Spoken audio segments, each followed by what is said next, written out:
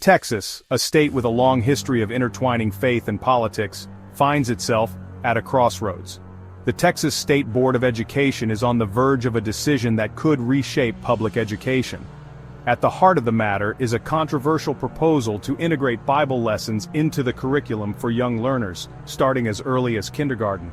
Proponents see the inclusion of Bible lessons as a step toward educational excellence.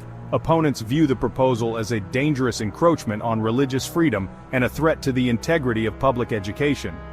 The upcoming vote is not merely about curriculum reform, it's a reflection of a deeply divided society wrestling with fundamental questions about the role of religion in public life. At the center of this heated debate lies Bluebonnet Learning, the proposed curriculum poised to bring Bible lessons into Texas classrooms. Developed under House Bill 1605, this curriculum seeks to weave biblical narratives into reading and language arts instruction for students in kindergarten through 5th grade. Imagine a kindergarten classroom where, alongside traditional fairy tales, children are also introduced to stories from the book of Genesis. While proponents emphasize that religious materials constitute only a small piece of the overall content, critics argue that this inclusion masks a more devotional approach to biblical study. They contend that Bluebonnet Learning promotes a particular religious perspective, potentially blurring the lines between education and indoctrination. The push to integrate Bible lessons into Texas public schools is deeply rooted in a fervent belief that such instruction is essential for fostering well-rounded citizens. Advocates for Bluebonnet Learning often cite a tapestry of arguments, weaving together threads of tradition, morality, and constitutional rights. For many supporters, the Bible represents a cornerstone of Western civilization, crucial for a comprehensive education. They argue that understanding biblical stories and teachings is essential for grasping the nuances of art, literature, and even law. Beyond its academic merits, the Bible is also revered for its moral compass, guiding young minds toward becoming responsible and virtuous citizens. Advocates point out that the inclusion of Bible lessons in public schools is constitutionally protected, as the First Amendment does not preclude the objective study of religion.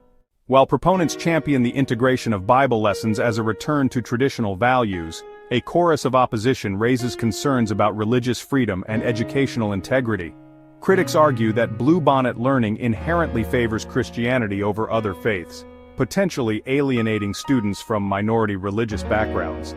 They question the educational merits of the proposed curriculum, arguing that presenting biblical narratives as literal truths contradicts the principles of critical thinking and scientific inquiry.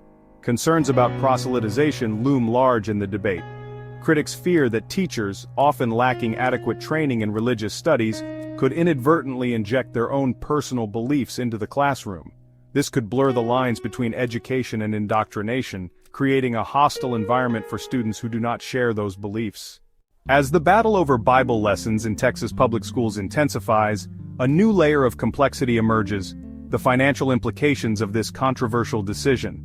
While school districts retain the autonomy to decide whether to implement Bluebonnet Learning, the state's offer of substantial financial incentives adds a compelling dimension to the debate.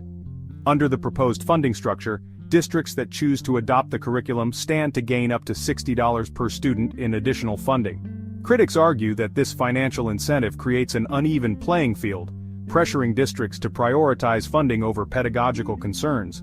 They fear that the allure of additional resources could lead to the widespread adoption of Bluebonnet Learning, not because it represents the best educational choice, but because it offers a much-needed financial lifeline. The decision made by Texas regarding Bible lessons and the accompanying financial incentives will have a ripple effect, shaping the educational landscape not only within the state, but potentially influencing policy decisions in other parts of the country.